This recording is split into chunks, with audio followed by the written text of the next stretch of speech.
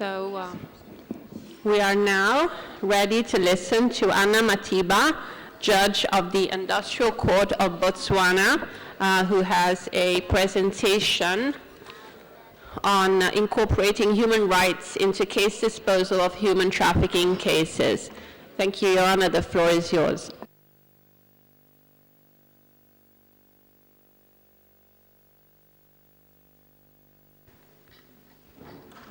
I'm trying to locate my paper. Good afternoon, colleagues. I'm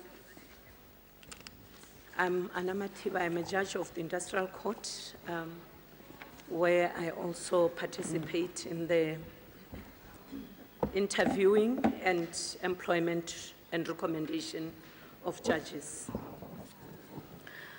I'm also a judicial trainer. My paper is premised on a newspaper article that I read some years ago, where a magistrate had a case before her involving someone who had transported children from Zimbabwe without their parents. And when the matter came before the magistrate, she said it was just a symbol of entering Botswana illegally, whereas it was a human trafficking case. This then prompted my move towards the training of all judicial officers in the land on human trafficking. We have done that. We have trained all the judges, magistrates, and judge presidents of the land court on human trafficking through the International Association of Human Judges, Botswana chapter, where I sit as a trainer. The objective of this paper is to have a brief look at the international standards on human trafficking, comparing them to the Botswana legislation. I'll also deal with the need to deal with trafficking cases expeditiously, and also the need to enhance skills and abilities of judges and magistrates in order to adequately detect trafficking cases. I won't spend much time on the human trafficking definition. This thing is failing me. The pointer is failing me. Safe to say that worldwide there's no consensus on the correct definition. Article 3 of the UN Trafficking Protocol uses the following phrases: recruitment, transport, transfer, harboring, or receipt of a person. And it also includes the use of threat, force, coercion, abduction, fraud or deception, abuse of power or a position of vulnerability, or giving or receiving payments or benefits to achieve the consent of a person having control over another person. The definition also includes exploitation of prostitution of others and other forms of sexual exploitation, forced labor or services, slavery, practices similar to slavery, servitude, and the removal of organs. The Botswana law was recently amended to include, amongst others, the use of a person for illegal activities, debt bondage, human sacrifice, harmful rituals or practices. And my colleague Priscilla will touch on those when she deals with triumphs and challenges in her next paper. There is a distinction between smuggling and trafficking of persons. As trafficking of persons includes exploitation of victims, violation of their individual rights, and in the case of trafficking, one doesn't need to cross the border or move outside their country for them to be deemed trafficked. Whereas, on the other hand, there is smuggling, which includes illegally crossing into borders into another territorial jurisdiction. Violation, it will almost invariably include the violation against the state, and the movement will be both legal and illegal. What then are the human rights standards, international human rights standards on human trafficking? The UNHCR defines them on their document entitled The Principles and Guidelines on Human Rights and Human Trafficking as elaborated by the UN High Commissioner for Human Rights. And they add that there is no explicit characterization of trafficking as a human rights violation. However, in its preamble, the UN Trafficking Protocol defines human trafficking as a comprehensive international approach that requires and includes measures to protect victims of trafficking, including protection of their internationally recognized human rights. There we see now the UN introducing the concept of human rights in human trafficking matters. And in 2002, the UNSCHR sort of introduced a human rights component on human trafficking matters, where I quote them stating in their recommendations, the human rights of trafficked persons shall be at the center of all efforts to prevent and combat trafficking, and to protect, assist, and provide redress to victims. That's where we see the human rights element. And their guideline number 1 emphasizes that the violation of human rights are both a cause and consequence of trafficking in persons. And this now takes me to the Botswana legislation, which is known as the Anti-Human Trafficking Act, which was passed by our parliament in 2014 and commenced operation in 2015. We had a recent amendment, which I spoke to earlier, and we don't have regulations yet in place, but the Ministry of Defense, Justice and Security is currently in the process of drafting those regulations.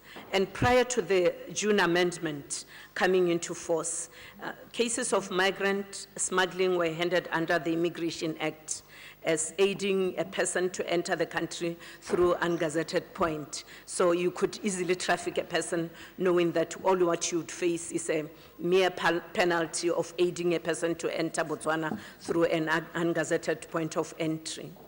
The recent amendment also introduced the offense of trafficking in persons relating to children, where Section 9(4) reads as follows: the recruitment, transportation, transfer, harboring, or receipt of a child for the purpose of exploitation shall be considered trafficking in persons, even if it does not involve any means set out in subsection 1 above. And this provision has to be considered in the light of the provisions of the Children's Act of Botswana, as well as those provisions of the Penal Code that I've referred to above. The amendment also came up with the offense of smuggling, which creates a criminal offense punishable with a penalty of a fine not exceeding 200,000 pula or imprisonment of a term exceeding 15 years or to both. There is also an introduction of an offense of aggravated smuggling.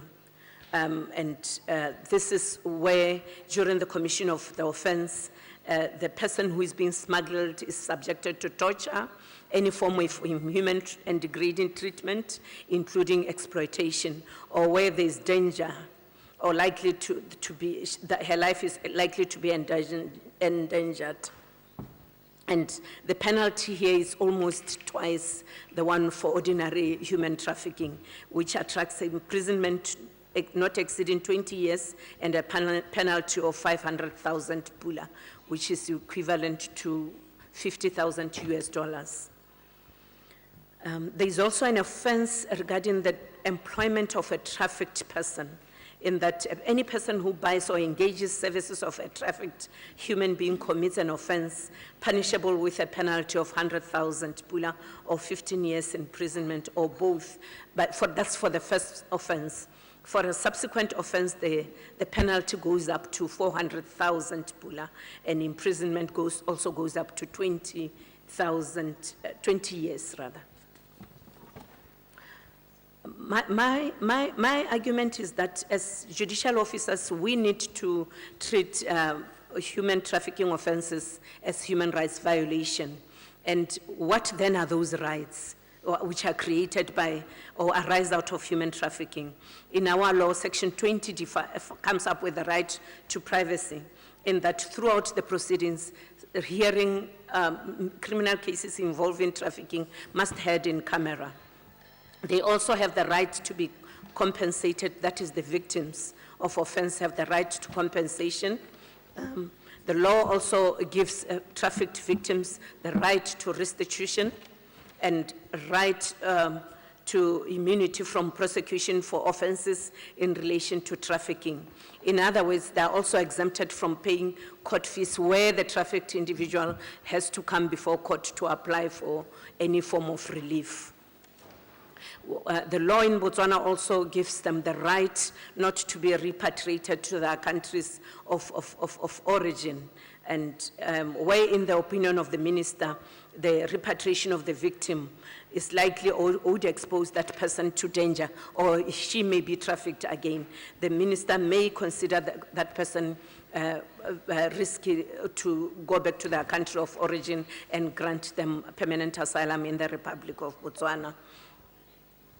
Elements of a human rights-based approach involve the observance of international human rights norms, principles of non-discrimination, and recognition of human beings, in particular trafficked persons, as subjects and holders of rights. And it is my argument, therefore, that for us to reach or deliver justice for all, we need to embrace the following rights. The first one being the right to respect, that is the right to treat trafficked persons as victims of crime and not illegal immigrants, and the need to protect them from potential abuse, especially after trial. The right to information, in that we need to simplify our court language and processes so that victims may be able to understand and comprehend what is going on in our courts. We also need to embrace the right to privacy, that is to protect victims and their families from stigma.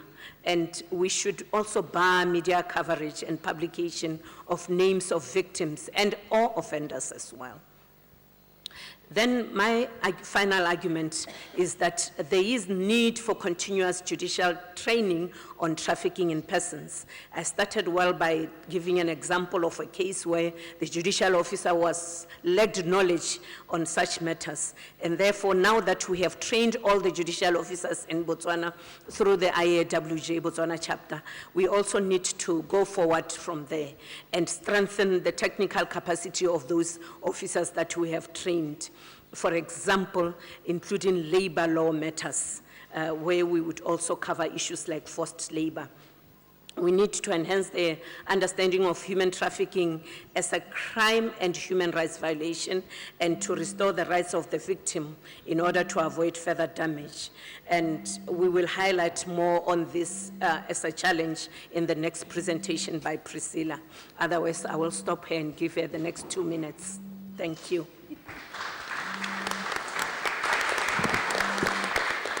Thank you very much, Judge Mathiba. That was very interesting, and the law in Botswana seems to be proceeding in the right direction.